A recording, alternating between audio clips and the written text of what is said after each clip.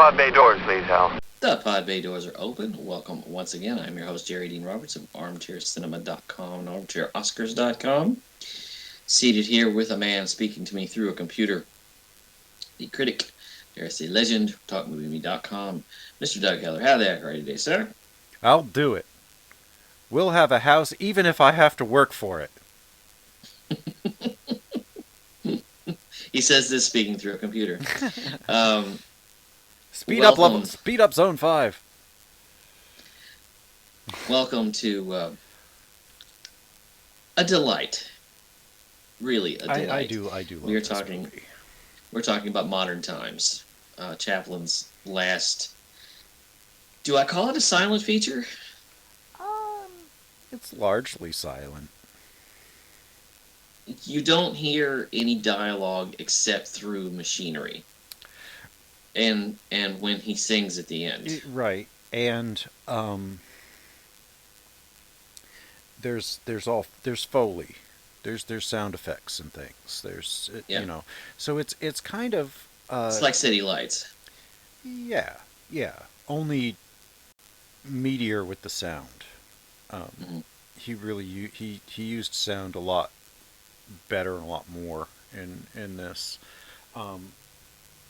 This is his attack on technology.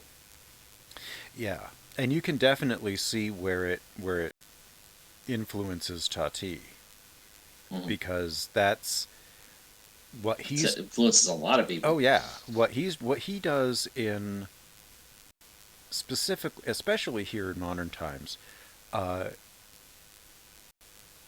integration of silent comedy with dialogue around it defines Tati's greatest movies. And one thing that I want to make note of is the fact that he made this in 1936, 6 years into the induction of sound. But it wasn't because he was being stubborn, it was because he felt that silent film was an art that people were abandoning in the light of in the spirit of embracing all of this technology. Because in 1936, sound still had a long way to go. Oh yeah. It sounded very muffled. If you watch a film from 1935, it still sounds a little bit muffled. Well, yeah, because they were recording it on a record. Yeah. And you can hear the hisses and pops, and it's interesting. I love how he's attacking technology while making full use of all of the brand new filmmaking technology, like the in order to make fun of it. Right, with like the cranes. Like he's using crane shots and all kinds. I mean, he was using crane shots in City Lights too, but he really gets movie with the camera in this one more than he has before. And like you can tell how much he likes the freedom. Yeah. But if he were shooting for sound, he wouldn't have had all that freedom. Did you ever notice that he never starts with the Tramp? Oh yeah. In none of the films in which the Tramp appears, he never starts with the Tramp. He starts with something else, and then leads into him. There's something else going on. He establishes something, and this is brilliant because he starts with, it's a mixture of an assault on technology mixed with the maelstrom of the whirling maelstrom of the Great Depression. Because he starts with a brilliant image of a flock of sheep. And then it's superimposed over a group of men coming out of the subway going to work. And it's a commentary on... It's a commentary as much on industrialization as it is just technology in general. It's a... Right. It's a why aren't things as simple as they used to be kind of a mindset. It's what happens if Charlie Chaplin made Metropolis. Yeah. Essentially. Yeah, pretty much. Yeah. because the technology is overwhelming humanity, your basic humanity. It's being wrung out of you, and it's fascinating because it's like we're going to use as much technology as we can to compartmentalize and compress your humanity almost down to nothing, where you barely exist. You are a cog in literally a cog in the machine. Right, right. You're a disposable part that, You're a functionary. right. Yeah. And the worst part is that he wasn't wrong about companies and their treatment of the workforce then, and he wasn't wrong about them today. Right. Um, It's a Regrettably, little better today, but is it?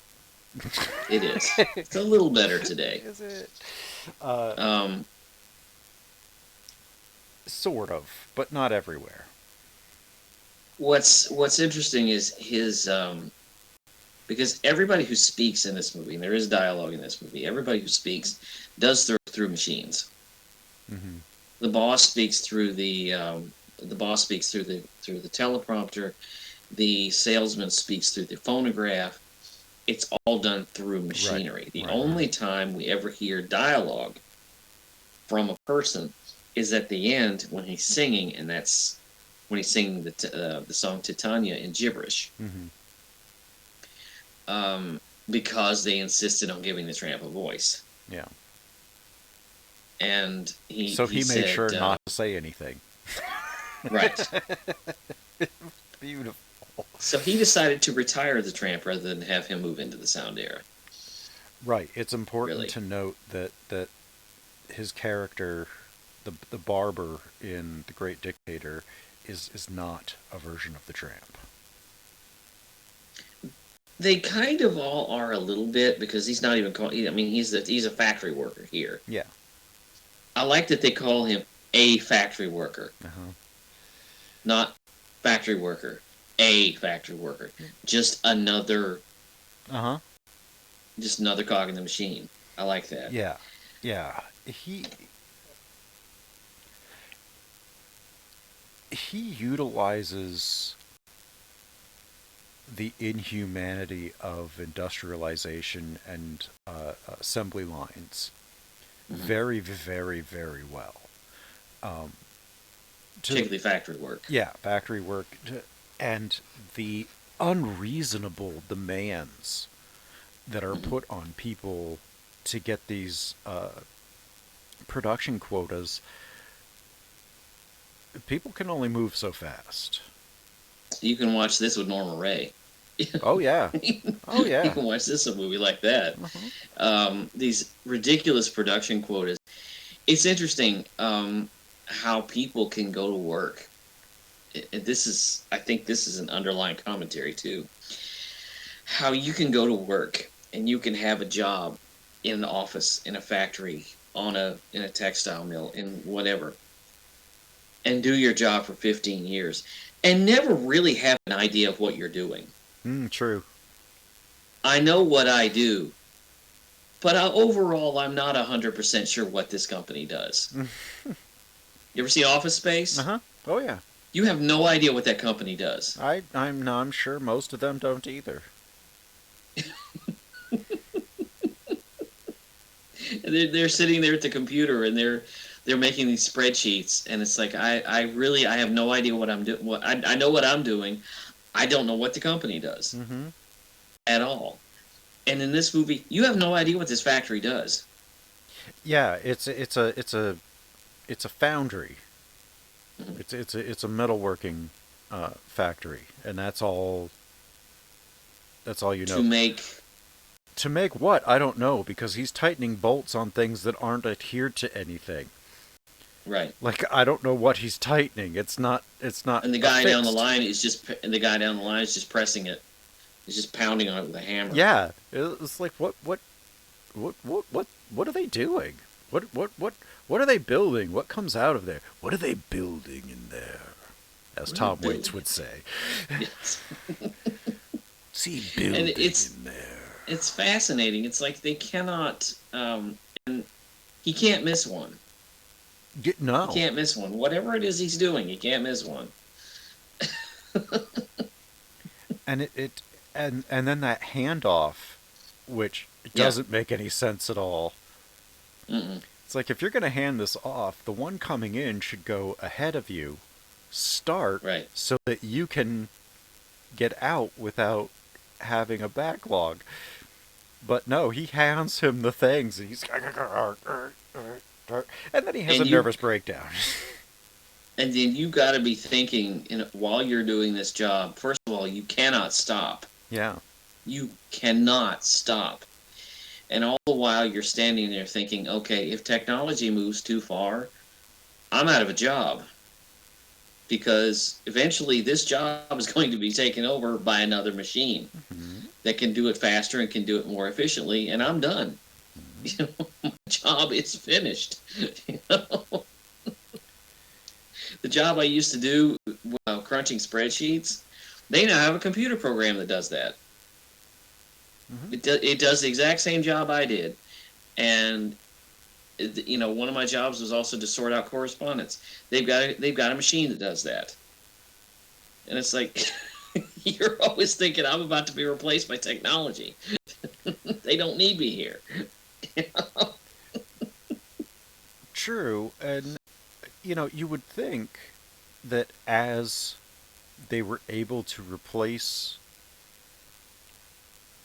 harder jobs with machines, that Mhm. life for everyone would start to get easier because less people had to do less things. But no, it just Mhm. made things harder. Mhm. Because, Unemployment rates go up. well, unemployment rates are baked into capitalism, like they have to exist. Mhm. Um, there's full employment capitalism wise is still something like a 3% unemployment rate. Yeah. It's like full employment Well, is not full employment. Um, but I say this. I say this, understanding full well my situation and exactly how I spend my time. But we are slaves to technology. mm, Absolutely. mhm. We are slaves to technology. We're stuck in our technology. Um, to tell you how much time I spend on this computer when I'm trying to relax, how much time I spend with my television set, how much time I spend on my phone, Mhm. I'm chained to it. Mhm. I just am. Here's the weirdo thing. You and I have never met. That's true. Not face to face. Not. We've never been able to shake Doug and I, hands. Yeah. we've been doing this show since 2016, and I've never met Doug. Yeah. No. We talk to each other exclusively through electronic means, and Mhm. that's it. Yep. Now, I'm not downing the technology, but we have become more and more and more. Uh, it's become more important to us, and it's almost a little bit sinister because we're just glued to it. You Yeah. know, I mean, it's if somebody wanted to take over the world, creating a piece of technology, it'd certainly be able to do it. Mhm. Well, I mean, you find something that people want. There's an old saying: "Find a hole in the market and fill it."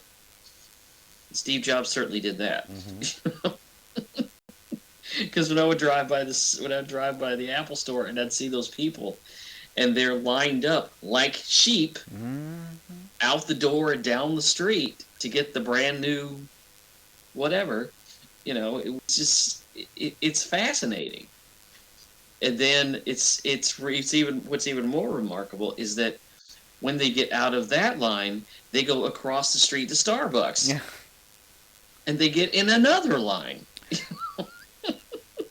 So to pivot from that to the one of the archetypal pieces that's in this, Mhm. the food machine.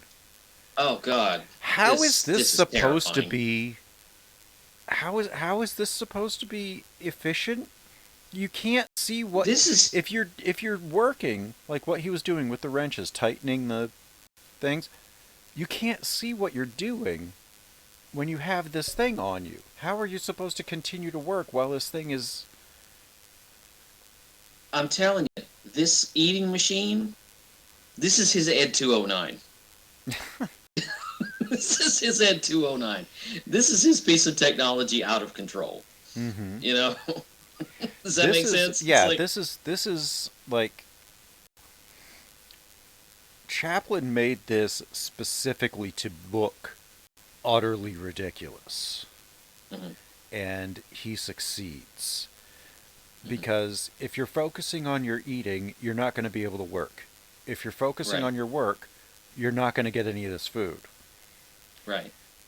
So, and how many of them are there going to be?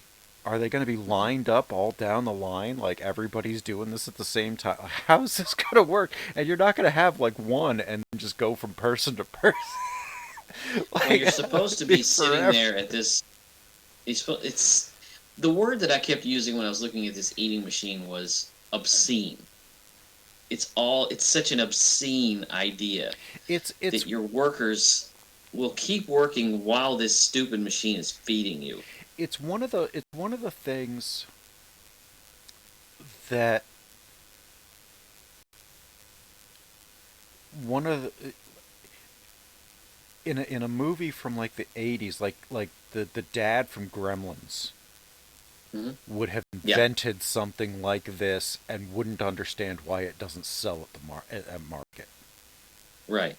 Like this is one of those, gee, everybody could use this. No, nobody could use this. Nobody No, wants it. Nobody nobody wants your toothbrush comb combination. Nobody needs that. you know Like, what's funny? You know what's funny about that machine? The only thing that works is the napkin. uh-huh. It's like they come around and they have this machine that it raises up the plate and it shoves food into your face. Yeah.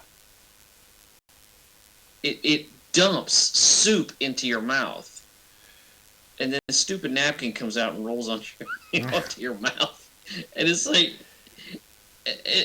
literally the only thing that actually works is the napkin until it starts smacking him in the face. Hmm. You know, it's just obscene. And the You're not idiocy of allowed that corn thing was just like, the Indian corn. Yeah, why? yeah. Why was the corn on the cob rotator thing? Why would that be standard? Did everybody have corn on the cob every meal in 1936? I don't think so. Um, it's You're it's it's of fascinating. what I gather is that it's supposed to alleviate your lunch hour. Well, yeah, you're supposed to be able to be working while this is feeding you. Yeah. I don't know how, because you can't see. It's so big, Hmm. it takes up your entire field of vision. Hmm. So how And it's this weird lazy Susan thing that just swirls around yeah, this and it shoves food into your this face, and thing it's is the it's single most ridiculous thing you could possibly imagine, and I genuinely hope that the factory boss did not buy it. yeah. Um, Well, he didn't. He didn't. He said it's not practical. yeah, it's I'm like, well, not. no shit. Yeah, it's ridiculous. Why he even needed someone to have a demonstration for it? I mean, you just look at the thing. It's like you're supposed to be standing there and working while the no, No. that's not going to work.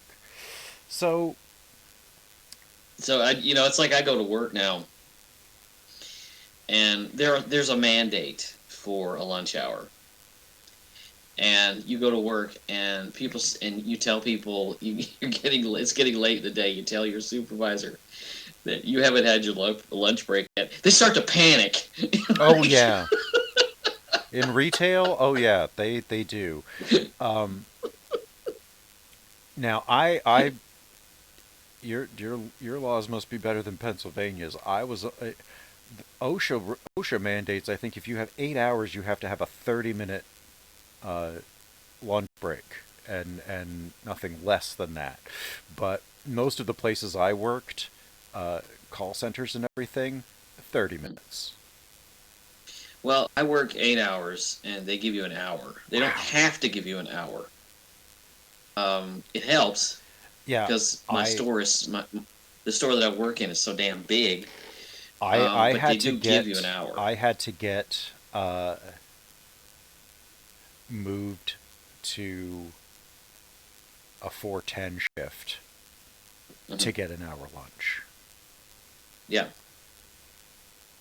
Well, I go into work if I work late. It's at 1 o'clock till 10 o'clock at night, and I take an hour. You could take legally you could take 30, but it's nice that you have an hour because when you have 30 minutes, usually by the time you get everything together, sit down, get all your food heated up, and you've sat down, you've got about 15 minutes to eat everything. Yeah, try doing that And with 30 minutes. It's right, I that's what I'm had saying. yeah, It's I had friends when I worked downtown Pittsburgh, um, who would go from the 36th floor of the US Steel building all the way down, walk 5 city blocks mhm. to a McDonald's, get in Ooh, line, get the food, walk that back, go up the 36 stories, and then eat. And somehow they did this in 30 minutes. I have no idea how. I asked you them, know, and I was never confident enough to go with them. I was convinced that it would take me far too long. I wouldn't, mhm. I was like, no, I'm going to get screwed. This isn't going to work out for me. Yeah, I know people that go out for lunch. The only thing close to us is Chick-fil-A, and I don't go there for obvious reasons. Um, but I know people who go over to the Chick-fil-A, and I'm thinking, why? You work in a grocery store. Oh, yeah, no, that's stupid. There's literally everything here. Yeah, that's that's stupid. You can get whatever you want. And you don't have to give money to focus on the family, but that's a different issue.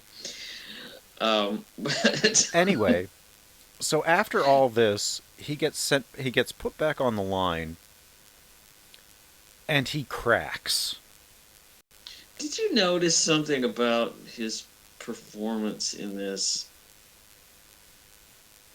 And this shows you what a genius he is. This is an action comedy routine Hmm. that he's doing in this Oh yeah. factory, basically. He's a dancer, Hmm. and it shows. Because there are these wonderful steps and these wonderful pirouettes, and it's all a dance. His comedy was such the physical movement. Hmm. Even when he's walking to the bathroom to have a smoke, there's still a little bit of Hmm. dancing in the way he Well, walks. the way that he has the tramp walk, that Mhm. bow-legged, there's a musical rhythm to the way he walks. Yeah, there's a musical rhythm to the way he Hmm. moves, and it's brilliant. I love watching him move in this scene. Because when he's on that line, there's even a musical rhythm to the way that he's trying to turn these bolts, Hmm. and it's all it feels like music, like Hmm. it's a there's a tempo to it. Hmm. That's why I love watching this scene. It just makes me happy. just the way just the way he Oh performs. yeah, yeah. So he gets fired because he Hmm. has a nervous breakdown, and he really, really, really messes a lot of things up in that play. He gets fired. He gets cured of his nervous breakdown, but now he doesn't have a job. Yeah. And he runs into the parallel storyline, which is Paulette Goddard. who was This his wife woman at the is a time. DNA jackpot. Oh Oh, my God. she is, I think, one of the most beautiful women that was ever in Mm. silent movies.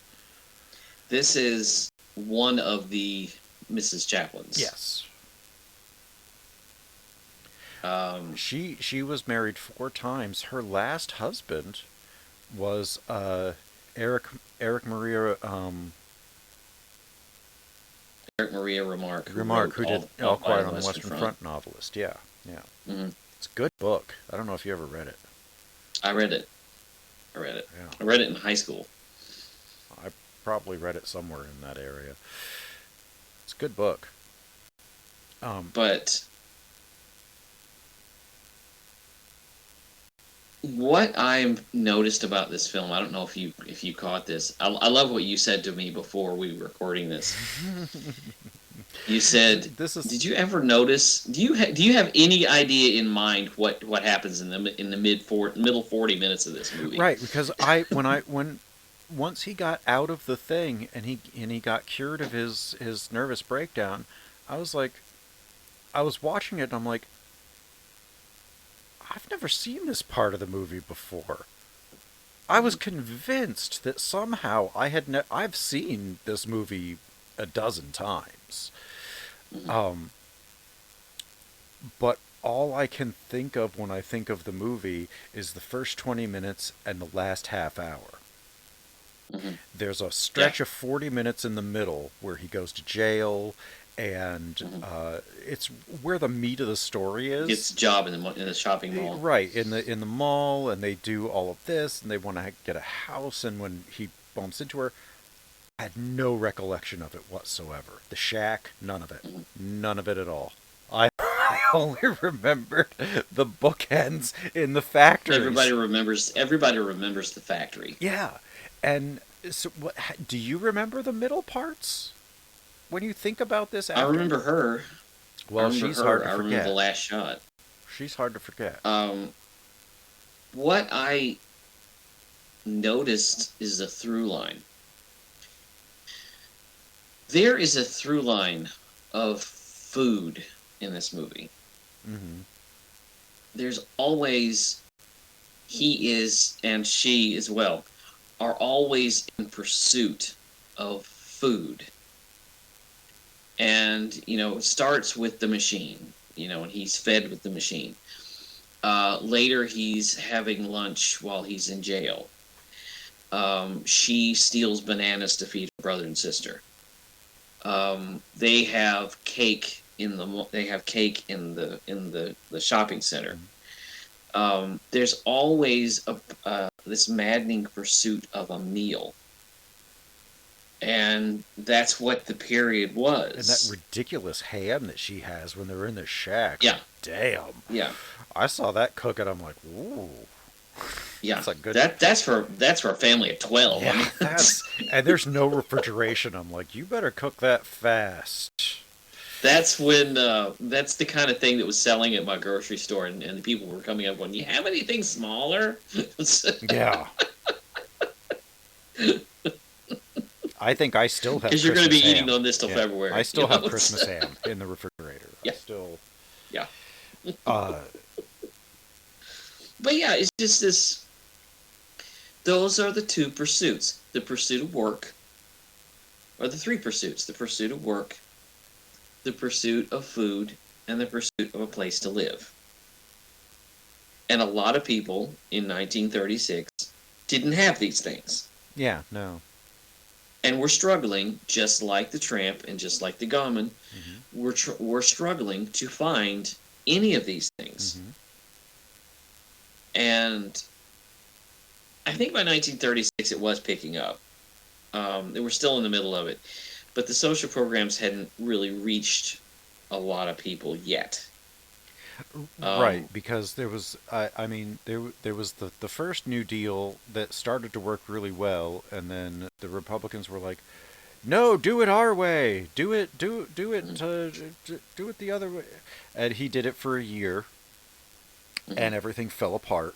And then he did the New Deal too, which was around 1936. So hadn't Well, the really. social programs, he put them into place and he experimented with them, and what didn't work, he would take it out Mhm. and try something Yeah. else. It wasn't like today where we're absolutely convinced that this will work. So, well, it's not working, so we'll do it again. Right. You Right. know, Right. Oh, trickle down economics doesn't work. yeah. Let's double down on it.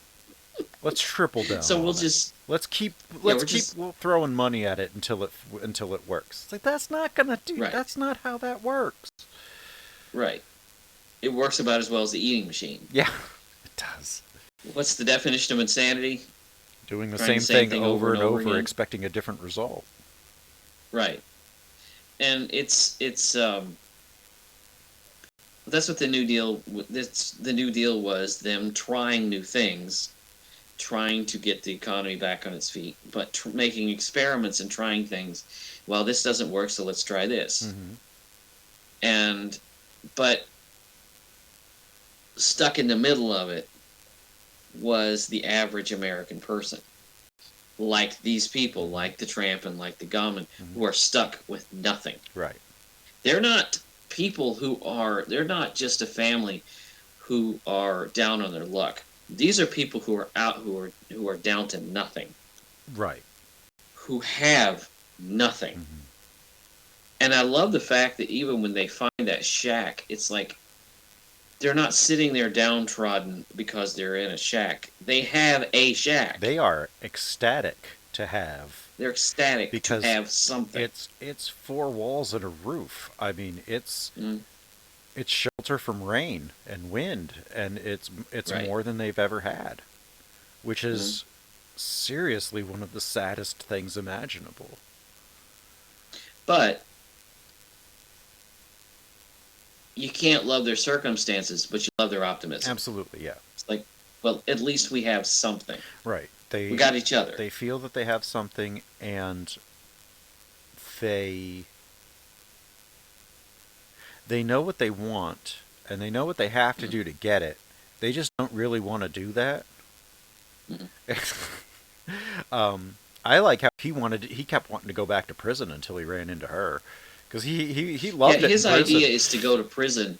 His idea was to go to prison to have a hot meal Yeah, and a place to he had three stay. squares and a bed. I mean, Yeah, th- that had to be like just living high on the hog for him.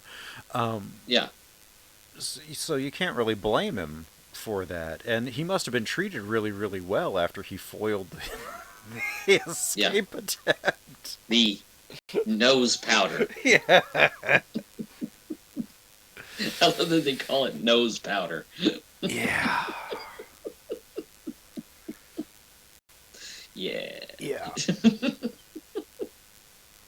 I love the construction of how he gets fired from the factory. He's out on the street and a logging truck passes by. And there's a red flag. There's a red flag hanging off the back of it, which falls off. He stands up, he picks up the flag, he starts waving it to signal the driver. And this communist group just kind Yeah, of he converges. just comes out of the woodwork around him and he gets arrested for being the ringleader. He's like, I didn't do anything. This poor little man is in. This poor little man is the physical embodiment of the Dr. John song. Um, I was in the right place at the wrong time. Yeah, I was in the wrong place at the right time. must, Right. must have been the right place, the wrong time. Must have been this. Must have been. That song is really, really good, and that is the Tramp. That is. He's always right in the right spot where he needs to be. He's just not there when he needs to be there. And usually when he gets something, it crumbles to dust. Mm-hmm. He gets something one minute, it looks like gold. The next minute, it just falls to pieces. Yeah. It's a metaphor for life. Mm-hmm. Yeah. It is. It is a metaphor for life, and that's the way it is. Yeah, And and that's this movie so perfectly illustrates Now it exaggerates, but it exemplifies Well, it has to. what people were going through. Hmm. Average people were going through. Uh, Unfortunately, because it was funny, I'm sure rich people looked at that and said, "Hey, that's funny. Hmm. Ain't that Go funny? make us more money."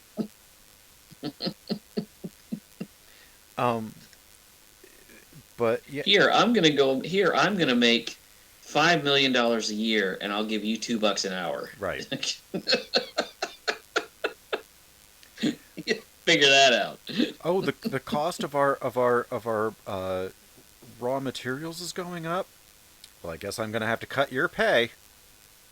Wait, but Or cut your job. you're still gonna get $5 million a year? No, no, no. I'm gonna get seven. Mm. Wait a minute. What? See, that's why I like the place where I work because it's employee owned, Mm. and they constantly tell you you have an investment in the company, so it's your company. It succeeds and fails if you want it to. Um, because there's a an employee sharing program Mm. that's really second to none, and I love companies that are kind of moving forward like that. Mm. Not just stuck in well, the company did well. It did record numbers. One of those companies. We made record numbers, but we got to cut some jobs. Right, right, right, right, right. Or it's like Walmart where they make multiple billions of dollars a year, and three-quarters of the people that work for them are on food stamps. Yeah, Like Walmart makes me The sad. Waltons get tens of billions of dollars a year in their pockets, and the people who are making that money for them go hungry. And you walk into Walmart. I don't know if it's this way where you live. I walk into Walmart. I feel sad. Jerry, Walmarts are the same everywhere. I walk in and There I is swear always a everybody looks. there's always a cloud of despair that hangs over Walmart. It's like it reminds me of that store in King of the Hill, the Megalo Mart. That's Walmart. Yeah, yeah, it is. It's too big. It covers too much ground, and everybody in there looks like sad rabbits. Mm-hmm. I mean, it's that's why I'm glad I work where I work. Yeah, and They're a people first company. Let me tell you, there are such demands where I work to keep everything organized and clean. I work for a company called Publix. It's a grocery store chain that runs out of Florida, and it has a reputation. I kid you not. People driving on the interstate will pass two exits to go to Publix to go to the bathroom hmm, because it is so clean. hmm, That's the reputation this company has. I fascinating. mean, that's that's pretty damn good. You know. The best way to find out if you should stay in the restaurant you're in or not is go to the bathroom immediately. Yeah. If the Yeah. bathroom's a mess, I don't stay. Yeah. Um, Um, but then it wraps up. He gets hired. He gets hired back to the factory. They start God. fixing the machinery just in time to go on strike again. Mhm. Um, but that whole thing with his boss is hilarious. Let me tell you something. The ability to be able to, and I know what kind of person I'm going to sound like when I say this, but the ability of a workforce that is unhappy and can go on strike to demand better treatment and better pay Mm-hmm. is one of the reasons I love living in this country. Mm-hmm. Because anywhere else, they would probably just shoot you. You know, Yeah. I love the idea that Americans can do that. We're being treated like shit. We're being overworked and paid nothing. I like how we're legally allowed to do it. That's what I'm saying. What That's what I I what mean. I That's what I mean. dislike is the gross, horrifying effort that companies and even the government has gone to restrict access to unions and to Hmm. break the ones that already exist down so Right. that there's no bargaining power. I love that technically we're allowed to be doing this, and Hmm. we should be able to form a union wherever we are. We Yeah. can't, though, Hmm. because there are stupid laws in place to prevent them from being formed. Because why? It costs a rich person an extra couple dollars a month. Oh no. A, They can't get a a bigger rich pool next person year. doesn't know that they're not making as much money as they did because Well, they and what never I'm see saying it. is, might sound a little naive, but I just love the idea that people can do that. I sorry, folks. Listening to us, he's the optimistic liberal, and I am. I'm the one that looks at everything and says, things are okay, but we haven't done what we need to. I look at the overview. You look at what has been done. I look at what needs to be done. That's how Right. we kind of frame things, and that's I that that I, was, I admit to being a little naive, but um, and I admit to being a little cynical. Uh, I have to keep my naivete a little bit in order to be able to sleep at night. That's just I know the ABCs of me. That's just that's just me. uh, But watching this film, I realize you also realize that nobody could do what he does. no, the I'm not as optimistic enough.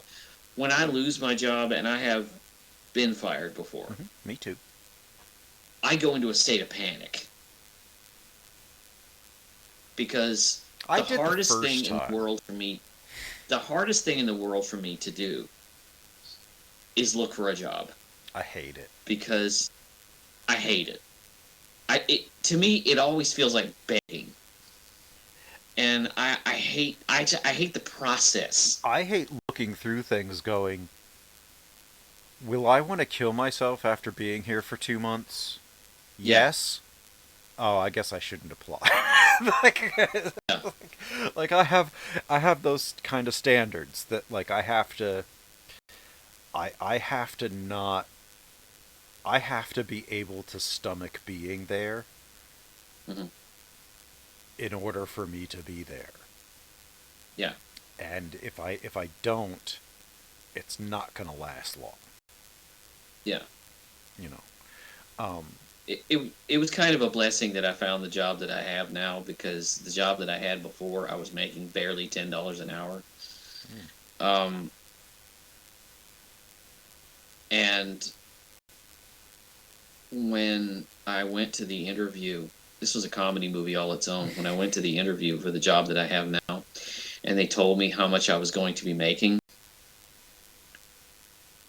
I'm sitting there, and she told me that, and I'm trying not to show her that my heart just leapt into my throat. It was more money than I've ever made in my entire life. and that's with office jobs, folks. And I, I'm sitting there and I'm talking to her, and I'm trying not to look too excited, because she said, "Is that okay?" Yeah, that's fine. Yeah, yeah, that that that that'll work for me. I mean, Because sure, it'll work for now. Yeah. I guess so. Well, and here's a funny thing.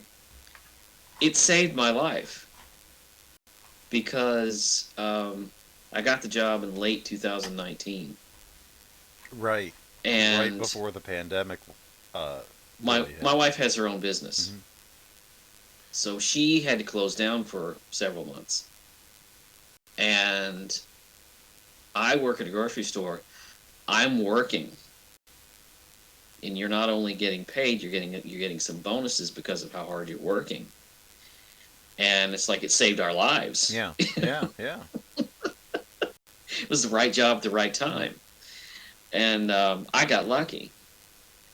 And but I look at this film and I'm thinking, I guess I can look at this film and I can get these two people. They're lucky to have each other. They are, They're very lucky to have each and even other. that was circumstance.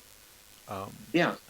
and you know, the end of this, when they're in that restaurant,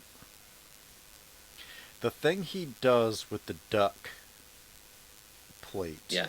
is one of the greatest choreography moments of choreography and execution in cinema history.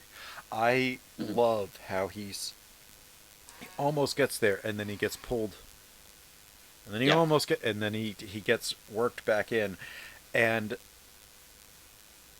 the jackass guy is blaming him for it. It's like, there's no moving through this crowd. You can see how dense this crowd is. Yeah. You are looking. You can't see me across the room because of the Mm-hmm. dense crowd. How am I supposed to walk across it without spilling everything? Right. And he finally I love, and the duck gets wedged on Mm-hmm. the lamp or whatever. He's like, Mm-hmm. "Where's the duck?" "I don't know." And he checks down his pants. I love how he puts everything down his pants. I Yeah. that's just a poor storage mechanism. That's all stuff. The pouring stings down his pants. The lyrical way that he moves. That all comes from his dance all days.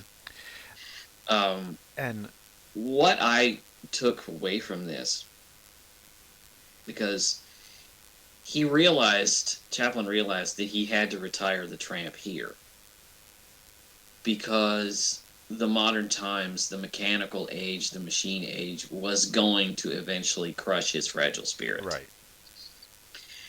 And eventually he would have nothing. And so he retires him. But the beauty of it is that, unlike when we first met him back in 1915, he has the gun and they head off on the long road together. And he doesn't have to face it alone. Right. That's the beauty of it. Mm-hmm. They don't have much, but they have each Right. other. And it's a beautiful movie. I love this movie. This was one of my first Chaplins. I My first Chaplin was City Lights. I actually think this might have been the first one I bought. I don't know if it's the first one I saw, but it's the first one I owned. This is our fifth Chaplin? Yeah, we have done City Lights, um, Kid, The Kid, The Great Great Dictator, Dictator. and this. Yeah, didn't we do another one? Because we haven't The covered the Gold Gold Rush is the Rush. only big one that we haven't done yet. We never covered the circus. You don't really like that one. I only saw it Yeah. once a long time ago, so Okay. I can't really say too much about it. Well, I mean, it's another big one. Yeah, it is. But any of his talkies, we never covered Monsieur Verdot, which we will. I love Monsieur We'll fix that Verdoux. eventually. That one's a lot of fun. But the last few, Limelight, King of New York, and Countess of Hong Kong are not worth it. No. Limelight is worth it for the single scene that he's in with Buster Keaton. Okay. That, but even that doesn't make watching the whole movie beneficial. It's like, Yeah. just watch that scene, and it's nice that that exists, and that's about it. Uh, Yeah. Lime Limelight's a very frustrating movie. It's far too long. It is. Um, Because I don't need to hear Chaplin or Keaton. I just like I that they don't. were on screen together. I wish it had been a silent routine, Yeah, exactly. but That's what I kept thinking. I'm glad that there is footage of the two of them together even in a scene. It's kind of like if Robert De Niro and Al Pacino never worked together again after Heat, Yeah. and then one of them died or something. Is like, well, at least we have that Yeah. 3.5 minute, 5.5 minute sequence. Uh, but yeah, and we haven't done Keaton at all, have we? Mm. Mm, Well, what do you talk about? Because his films are such a visual they experience. are, they are. One of my favorite films ever is The General, but what do you talk about? I haven't seen it in a long time, so I'd have to I'd have to rewatch it to see if there's what we could talk about there. Because there's also The Navigator, Sherlock Jr., and you 72 films he directed. hmm Wow. yeah. That's I think that's all I have for That's all I modern got. times. Next week we are covering